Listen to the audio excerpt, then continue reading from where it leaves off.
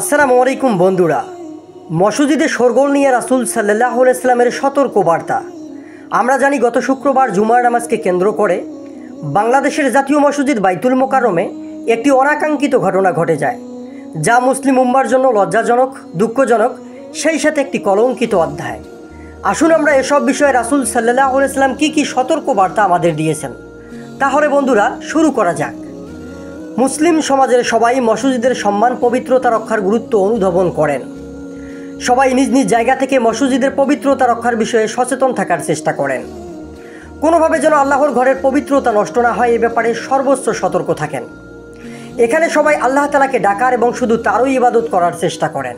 পবিত্র কোরআনেও আল্লাহ তাআলা স্পষ্ট করে মসজিদে শুধু তার ইবাদতের কথা বলেছেন। বর্ণিত হয়েছে, মসজিদ মূলত আল্লাহর ঘর, সুতরাং আল্লাহর সঙ্গে তোমরা অন্য কাউকে ডেকো না। মসজিদে আল্লাহ ছাড়া অন্য কাউকে কোনোভাবে ডাকার অবকাশ নেই। কোরআনের আয়াতের মাধ্যমে তাই বোঝানো হয়েছে। ইবাদত ছাড়া অন্য কিছুর কোনো সুযোগ অবশ্যই নেই মসজিদে। একই সঙ্গে এর পবিত্রতা রক্ষার বিষয়ে কোনো ধরনের গড়িমসির সুযোগ নেই। যে কোনো মূল্যে মসজিদকে দুনিয়ার অনাকাঙ্ক্ষিত বিষয় থেকে রক্ষা করতে হবে। রাসূলুল্লাহ সাল্লাল্লাহু আলাইহি ওয়াসাল্লাম বলেন, এসব মসজিদ বানানো হয়েছে আল্লাহর স্মরণ আলোচনা, নামাজ ও কোরআন পাঠের জন্য। আল্লাহ রাসূলের যুগে মদিনায় মসজিদকে কেন্দ্র করে সমাজ পরিচালিত হতো।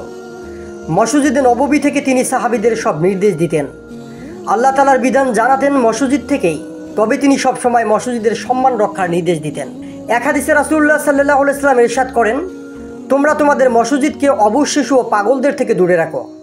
তদ্রূপ ক্রয় বিক্রয়, বিচার আচার, উচ্চস্বর, দ্বন্দ্ব প্রদান ও তরবারি কোষমুক্ত করা থেকে বিরত থাকো। হাদিসে মসজিদে উচ্চ আওয়াজ ও চেঁচামেচি কিয়ামতের নিদর্শন হিসেবে উল্লেখিত হয়েছে।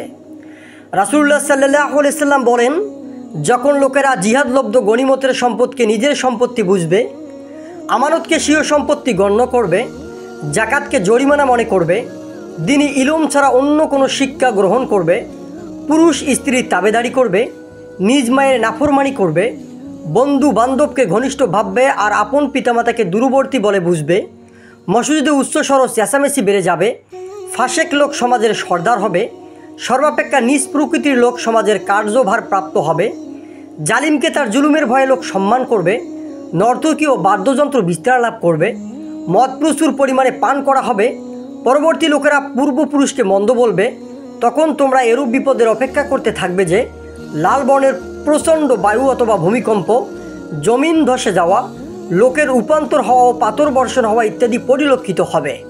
আরও অনেক আপদ বিপদ ধারাবাহিকভাবে আসতে থাকবে, যেমন মুক্তমালা ছিঁড়ে গেলে দানাসমূহ খসে পড়তে থাকে। এই হাদিসে রাসূল সাল্লাল্লাহু আলাইহি ওয়াসাল্লামের কাছ থেকে কিয়ামতের কিছু আলামত বর্ণিত হয়েছে।